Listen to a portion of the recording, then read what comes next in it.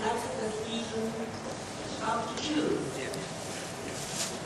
From June, yes, President Indedu Gustavo Rose of France. Even in chair, in the hours of our college, I was needed for a new job and a new try. Mr. Please. Thank you very much. Thank you for this very kind invitation, and it's a great pleasure to be here. As I said yesterday, we signed the cooperation agreement with Fudan University Cancer Hospital here in Shanghai, and we are very happy to develop European-Chinese cooperation through this initiative. I will speak just as an introduction to a very different topics. It's how to improve what we call Western scientific medicine based upon new drugs and new trials. And I will just introduce today the importance of the topics and the question that we can ask together.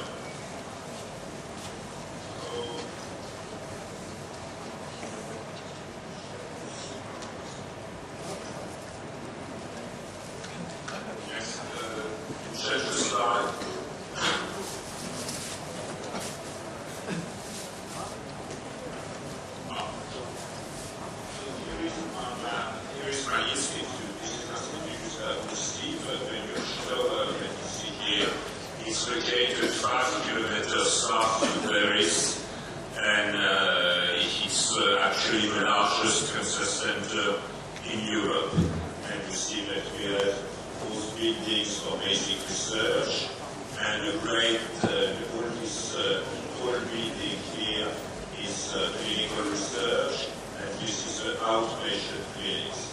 And I think the real challenge is to bridge all the new knowledge coming from basic science with new concepts for diagnosis and treatment of cancer. And this is really a very two large topics for one institution. It's a two large topics for only one country. Even Europe alone cannot do it, and I think in the United States alone cannot do it. And to our minds, it should be the main topics for global international cooperation. And I think that global comprehensive cancer center institutes around the world can try to develop common actions in those directions.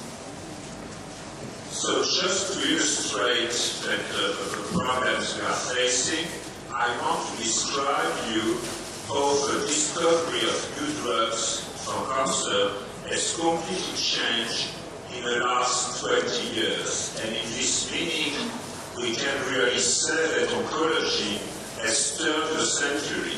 And I will show you how oncology has passed from the 20th century approach to the 21st century. And it's clear that the first intelligent drug discovered after the knowledge of the abnormalities in the human genome in a human tumor is PVEC, as you know, quite active in chronic granulocytic leukemia and also in the GIST tumors. But just imagine what would happen if a very brilliant chemist would have discovered PVEC, the same molecule, about 25 years or 30 years ago, before that the target for PVEC would have been known. And this was not impossible. PVEC is not such a complicated molecule. It's a circular formula here, which could have been found by any good chemist in the world much earlier than the real But what would have happened 30 years ago with such a molecule? This molecule would have been discovered by a chemist without any rationale to look for anti-tumor activity.